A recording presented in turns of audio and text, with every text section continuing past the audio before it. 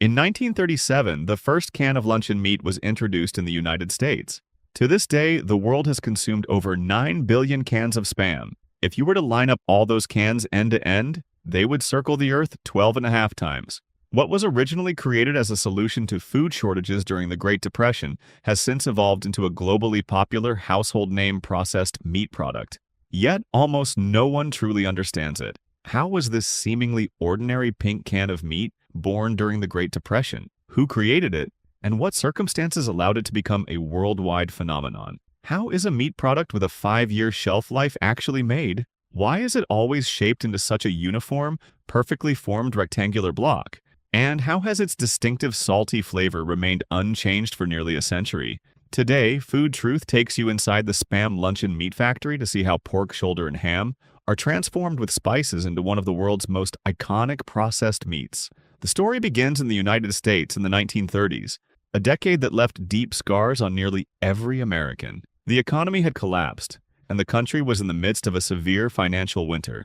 Consumer spending plummeted, and the meat industry was hit hard. Long lines formed on the streets as people waited for government relief food. For ordinary families, the most pressing question each day was no longer, what should we eat?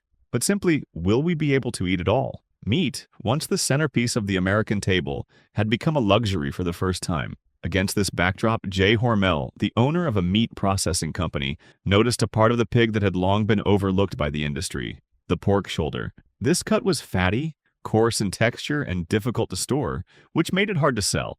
As a result, it caused significant waste and financial loss for the company. But Hormel had a bold idea. If you could take this unwanted pork shoulder, add spices to it, grind it up, pack it into sealed metal cans, and then sterilize it under high heat and pressure, then in theory it could be stored at room temperature for several years. At the same time, it would provide ordinary people with an affordable, long-lasting, high-energy source of meat protein. In 1937, the first can of Spam luncheon meat officially hit the market. At the time, no one could have imagined that this unassuming-looking pink block of meat would go on to solve the food supply problems of millions of U.S. soldiers over the next 8 years. Its advantages: shelf-stable at room temperature, no refrigeration required, ready to eat straight from the can, calorie-dense and highly cost-effective, made it a perfect fit for military logistics. It quickly became a core battlefield ration for the U.S. military and spread across Europe, Asia, and the Pacific, along with American troops. Let's start with the raw materials. Hormel signed contracts with hundreds of pig farms across the United States. These farms were held to extremely strict environmental and production standards, arguably even higher than those of some nursing homes. Every pig designated for slaughter had to go through a professional inspection process, including checks on health condition, blood quality, and muscle-to-fat ratio. The most critical factor was stress hormone levels. This step was crucial. If a pig became nervous or fearful before slaughter, lactic acid would quickly build up in its body, causing the meat's pH level to become unbalanced. The result would be dark-colored luncheon meat with a sour taste, tough, dry, and unpleasant to eat. In other words, the quality of Spam's texture was already determined before the animal was even slaughtered. Once the slaughtered pigs arrive at the factory, workers carefully remove all bones, connective tissue, and excess fat from the meat. This step is especially important for pork shoulder and pork leg, which are blended in a very precise ratio. Pork shoulder contributes flavor and just the right amount of fat, ensuring the final product doesn't turn out dry or tough. Pork leg, on the other hand, provides lean muscle fibers that help maintain texture and shape. The factory also relies on a key production benchmark. Each batch consists of 8,000 pounds of ground meat. Through extensive testing, they discovered that this quantity produces the most consistent balance of fat and lean meat, resulting in optimal taste and texture. This formulation was refined through repeated experimentation. It also produces a bright, appealing color and a fine, smooth meat texture. In the end, the product achieves an impressive 98.5% yield rate. This is why Spam tastes exactly the same no matter which country you buy it in. The ground meat mixture is then transferred into a massive industrial mixing machine. And this is where the real transformation begins.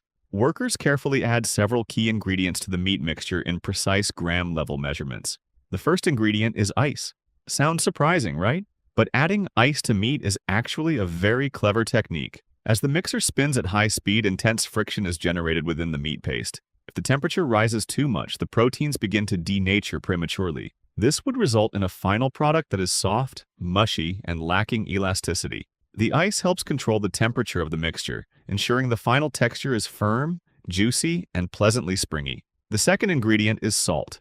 Salt serves two purposes here. First, it seasons the meat. Second, it acts as a preservative by inhibiting bacterial growth.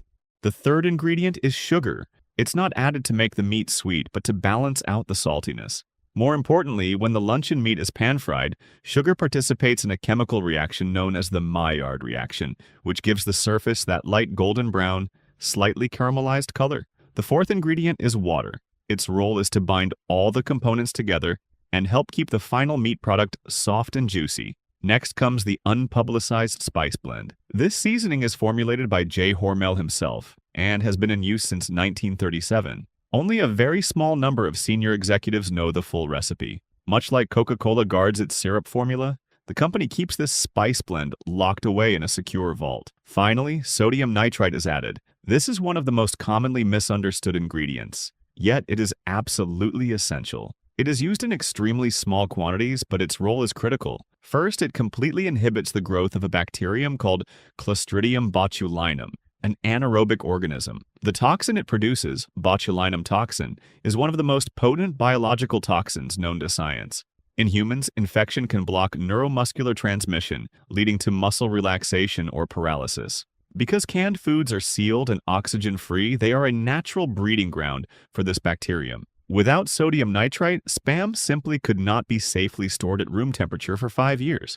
Second, sodium nitrite reacts with myoglobin in the meat to form a compound called nitrosyl hemochrome. This is what gives Spam its characteristic pink color.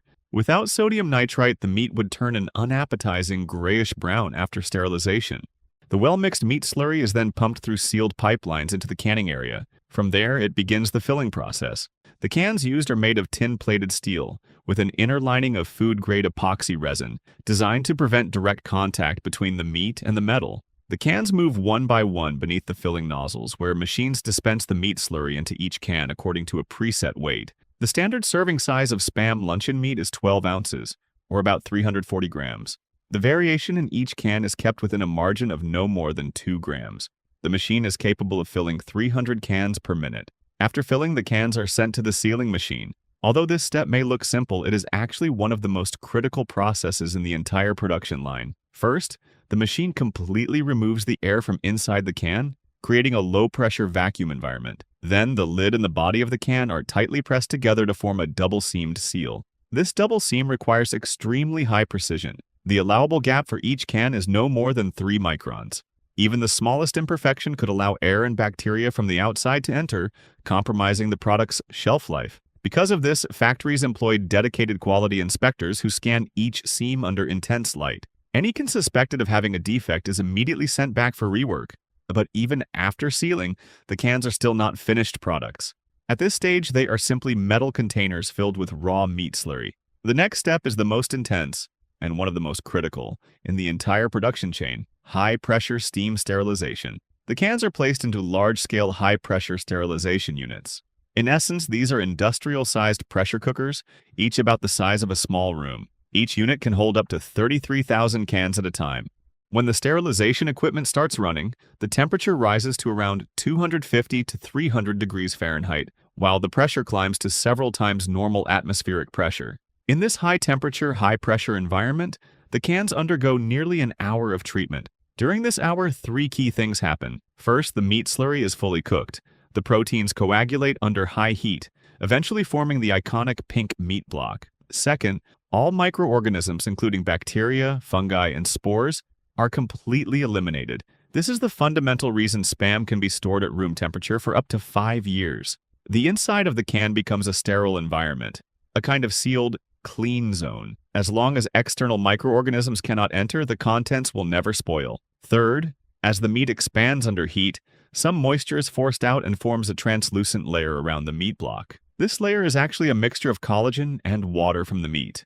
After cooling, it solidifies into a jelly-like substance that helps lock in flavor, while also acting as an additional oxygen barrier. Once sterilization is complete, the cans are rapidly cooled, with temperatures dropping from 300 degrees Fahrenheit back down to room temperature. At this point, the sterilization process is finished. Next, the cans enter the strictest checkpoint in the entire production line: quality inspection. Inspectors examine each can one by one, checking for dents, deformation, rust, or cracks.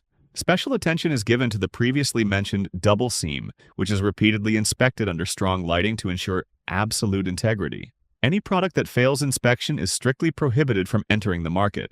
The cans that pass quality inspection then move on to the labeling stage.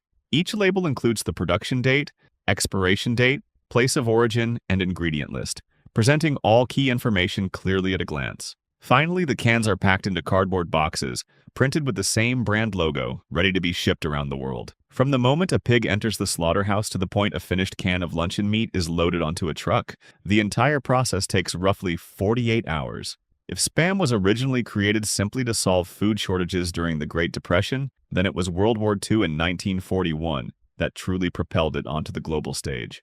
After the outbreak of the Second World War, the U.S. military faced a massive logistical challenge: how to provide enough protein for millions of soldiers on the battlefield. Fresh meat simply could not be transported to remote Pacific islands. At that moment, Spam happened to arrive at exactly the right time. Its long shelf life of up to 5 years at room temperature, ease of transport, no need for refrigeration, ready-to-eat convenience, and high-calorie content all immediately solved the soldiers' food supply problem. From 1941 to 1945, the U.S. military purchased over 150 million cans of Spam for frontline troops. Spam became a staple ration for soldiers in the field, often to the point where it was nearly the only meat they ate. Its long-term role as a battlefield food even led to soldiers joking about being sick of Spam from overconsumption. But there is no denying its importance. In an era of severe wartime shortages, it provided essential energy to countless soldiers and helped sustain both troops and civilians facing extreme resource scarcity. Especially in post-war South Korea, a country left in ruins, Spam luncheon meat became a lifeline for countless families. In an era when even a single egg was considered a luxury, one can of Spam left behind by the U.S. military was enough to feed an entire family for several days. Even today in South Korea, Spam has gone beyond being just a simple food product. It has evolved into a unique cultural symbol that blends historical memory, national cuisine, and premium gifting. Many people think of luncheon meat as fast food or processed meat, but once you've seen the full production line, you realize something else. The reason Spam has remained popular for nearly a century, serving as military rations, camping food, and a household staple, is its extremely standardized quality control. Its consistently stable texture, reliable production process, strict sterilization methods, and exceptionally long shelf life are what make it possible. A simple block of luncheon meat is actually the result of a highly precise, rigorous, and mature modern food industrial system. Whether it's pan-fried until crispy, served with rice, added to hot pot, or layered into a sandwich, its stable texture and rich, savory flavor all come from the ultimate consistency of industrial standardization. This is food truth. If you enjoyed this video, feel free to like and subscribe, and join us as we explore the industrial miracles behind everyday foods.